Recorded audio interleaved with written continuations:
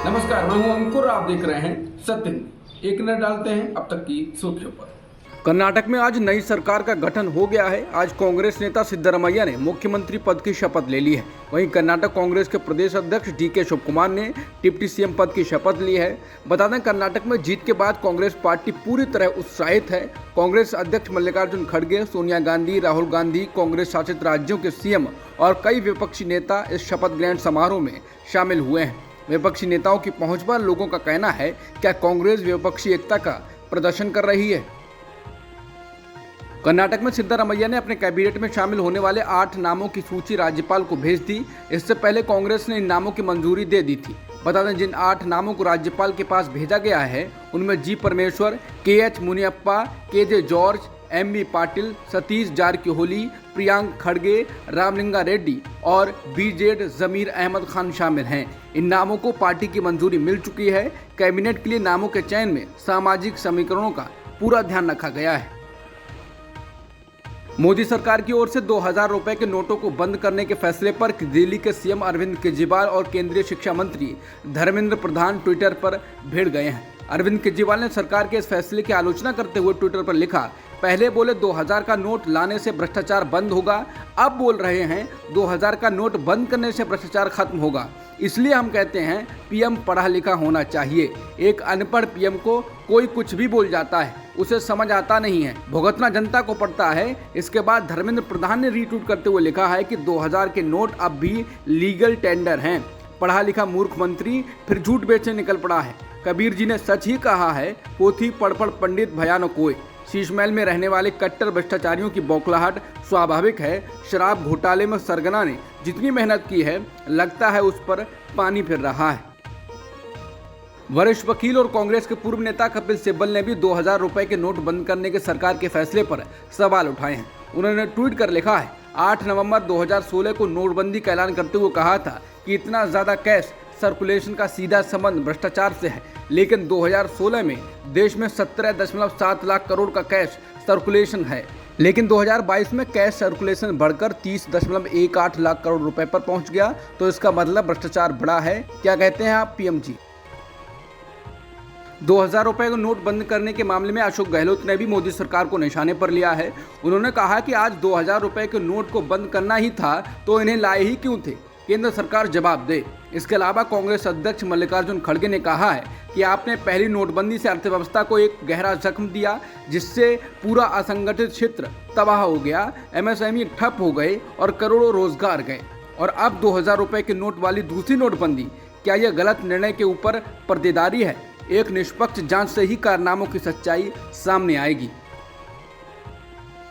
केंद्र सरकार और दिल्ली आम आदमी पार्टी के बीच टकराव का नया दौर शुरू होने जा रहा है। केंद्र की मोदी सरकार ने शुक्रवार को दिल्ली राज्य के लिए सिविल सेवा प्राधिकरण बनाने का अध्यादेश जारी किया, जिसके पास दिल्ली में ग्रुप ए के सभी अधिकारियों और दानिक्स के अधिकारियों के ट्रांसफर और पोस्टिंग की सिफारिश करने की पावर होगी।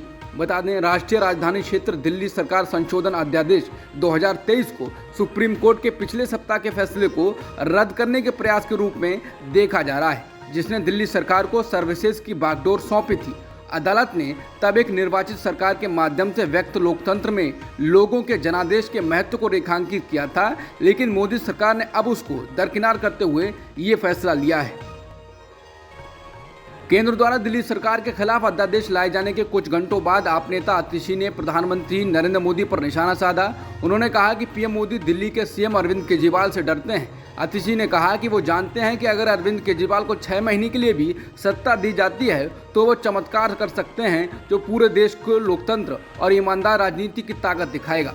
उन्होंने कहा, यह अध्यादेश सुप्रीम कोर्ट की संविधान पीठ द्वारा दिल्ली सरकार को दी गई शक्तियों को असंवैधानिक रूप से छीनने का एक प्रयास है। आतिशी ने कहा, ये लोकतंत्र है, लेकिन केंद्र सरकार और भाजपा इसे बर्दाश्त नहीं कर सकती। पीएम नरेंद्र मोदी इस तथ्य को बर्दाश्त नहीं कर सकते कि सुप्रीम कोर्ट ने अरविंद केजरीवाल को अधिकार दिया है। आप नेता संजय सिंह ने भी अध्यादेश को लेकर केंद्र पर निशाना साधा है। उन्होंने कहा है कि प्रधानमंत्री मोदी ने फिर साबित कर दिया है कि वो तानाशाह हैं। वो लोकतंत्र, सुप्रीम कोर्ट और संविधान में विश्वास नहीं रखते। यह अध्यादेश संविधान के खिलाफ है। बता दें, दिल्ली सरकार को पिछले हफ्ते सुप्रीम कोर्ट ने एक फैसले में अधिकारियों के ट्रांसफर और पोस्टिंग सहित सेवा मामलों में कार्यकारी शक्ति दी थी, लेकिन शुक्रवार की रात केंद्र सरकार ने सुप्रीम कोर्ट के फैसलों को अध्यादेश लाकर पलट दिया है। G20 टूरिज्म वर्किंग ग्रुप की बैठक श्रीनगर में 22 मई से होनी तय है। इस बीच चीन की ओर से कहा गया है कि वो जम्मू कश्मीर में होने के कारण इसमें हिस्सा नहीं लेगा।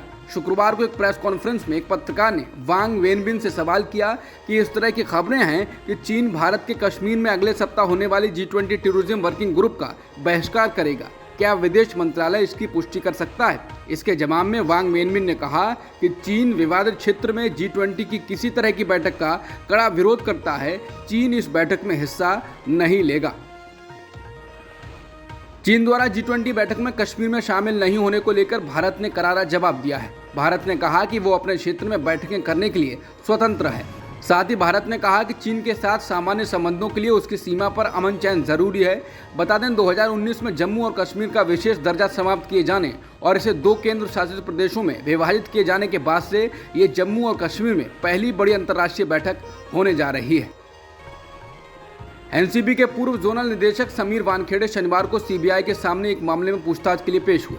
जिस मामले में वो पेश हुए हैं उसमें उन पर आर्यन खान को छोड़ने के लिए सुपरस्टार शाहरुख खान से 25 करोड़ रुपए की रिश्वत मांगने का आरोप है।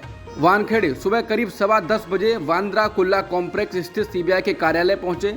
एजेंसी के कार्यालय में प्रवेश करते समय मीडिया कर्मियों से बात करते हुए उन्होंने सिर्फ सत्यमेव जयते कहा। अब तक की सुर्खियों में इतना ही। बाकी खबरों के लिए बने रहिए सत्यहिंदी.com के साथ।